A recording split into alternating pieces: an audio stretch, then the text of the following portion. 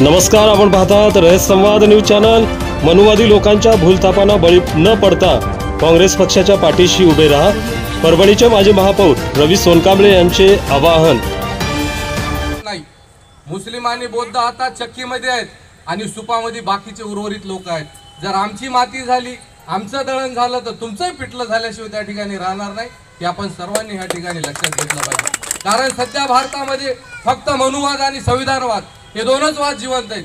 ज्यांना मनुवाद पाहिजे ते अशोकाच्या झाडाखाली जाऊन बसा, ज्यांना संविधानवाद पाहिजे राहुल गांधीच्या झाडाखाली येऊन बसा। त्या झाडाखाली तुम्हाला सुरक्षा मिळाल्याशिवाय राहणार नाही, असं मनोमन मला या ठिकाणी वाटतंय। संविधान वाचवण्याची गरज आहे। संविधान वाचलं तर आपण वाचू, संविधान वाचलं तर देश वाचन, संविधान वाचलं तुमचा भोकर वाचन, संविधान वाचलं तर नांदेड वाचन। कारण ह्या ठिकाणी आपल्याला पाणी सुद्धा पिण्याची अनुमती त्या लोकांकडूनच घ्यावी लागते, आपल्याला जेवण करण्यासाठी अनुमती सुद्धा त्याच लोकांकडून घ्यावी लागते। ज्या पद्धतीने राहुल गांधीचं काम सध्या देशामध्ये सुरू आहे, वोट चोरी, हे जे सरकार आलेलं आहे महाराष्ट्रात, हे फक्त वोट चोरीवर आलेलं आहे। यांनी ज्या पद्धतीने मतदान, एकाच घरामध्ये विविध जातीच्या लोकांचं मतदान, मागच्या पुण्यामधलं जर तुम्ही अवलोकन केलं असेल तर एका घरामध्ये 80-80 मतं, ज्या घरामध्ये मुस्लिमचे मतं, ज्या घरामध्ये बौद्धांचे मतं, ज्या घरामध्ये हिंदूचे मतं, अशा पद्धतीचा डाव या ठिकाणी चालू आहे। ज्यांना ज्यांना निवडणूक लढवायचे, मतदान यादी प्रसिद्धी झाली, डोळे तपासून चष्मा लावून तुम्ही मतदान यादी बघा आणि सर्वात पहिले ज्याला उमेदवारी पाहिजे त्याचं नाव त्या यादीत आहे का नाही हे तपासा। कारण सध्या मतदानाच्या चोरीच्या माध्यमातून हे सरकार येण्याच्या दृष्टिकोनातून काम करत आहे। या सर्व गोष्टीला आपल्याला अतिशय बारकाईने सामोरं जावं लागेल। कारण महाराष्ट्रामधली जी परिस्थिती आहे त्या महाराष्ट्राच्या परिस्थितीला आपण सर्वांनी या ठिकाणी सामोरं गेलं पाहिजे। महाराष्ट्रात अतिवृष्टी झालेली आहे, अतिवृष्टीमध्ये शेतकऱ्याला कोणतेही त्या ठिकाणी पीक अनुदान देण्यात आलेलं नाही, त्या ठिकाणी महिला सुरक्षित नाही, त्या ठिकाणी शेतकरी सुरक्षित नाही, त्या ठिकाणी संविधान सुरक्षित नाही। फक्त या ठिकाणी मोदी सरकारचं एकच काम आहे, हिंदू खतरे में।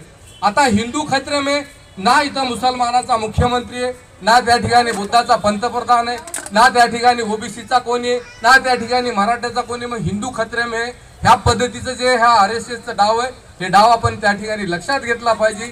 हे सर्व मनुवादी विचाराचे लोक आहेत आणि त्या मनुवादी विचाराच्या लोकाला भूल तापा न पडता आपण सर्वांनी ह्या ठिकाणी एक दिलानी एक मताने या ठिकाणी काँग्रेसचा झेंडा मजबूत करण्याचं काम केलं पाहिजे, असं या ठिकाणी मला मनोमन वाटतंय।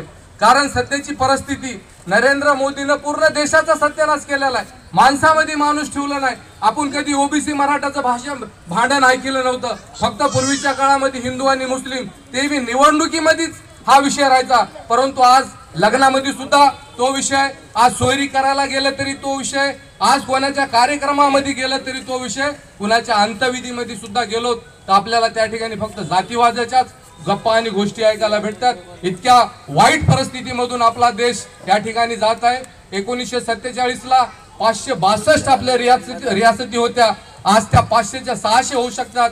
भारताचे त्यांना तुकडे तुकडे करायचे आणि RSS नावाची संघटना त्या ठिकाणी देशावर हवी झालेली आहे। त्या सर्वांना ह्या ठिकाणी जर आपल्याला थांबवायचं असेल तर राहुल गांधीचा पंजा, राहुल गांधीचा झेंडा, राहुल गांधीचे विचार हे सर्व समाजाच्या शेवटच्या घटकापर्यंत पोहोचण्याचं काम तुमचं आमचं आहे। जोपर्यंत हे काम आपण करणार नाहीत तोपर्यंत काँग्रेसला चांगले दिवस येणार नाहीत। कारण तुमची लढाई या ठिकाणी आर्थिक दहशतवादाच्या विरोधात आहे, परंतु हा आर्थिक दहशतवाद संपूर्ण महाराष्ट्रात, संपूर्ण भारतात आणि तुमच्या नांदेड जिल्ह्यामध्ये प्रचंड प्रमाणामध्ये प्राबल्यामध्ये असल्यामुळं तुम्हाला हे जर हाणून पाडायचं असेल तर तुम्हाला फक्त माणसं जोडायचे आहेत आणि सर्व समाजाच्या माणसाला ह्या ठिकाणी घेऊन जायचंय, एवढंच मला तुम्हाला मनोमन वाटतंय। आणि शेवटी जाता जाता सांगतो, जात पे ना पात पे, राहुल जी के बात पे मोहर लगाओ पंजे के हाथ पे। धन्यवाद।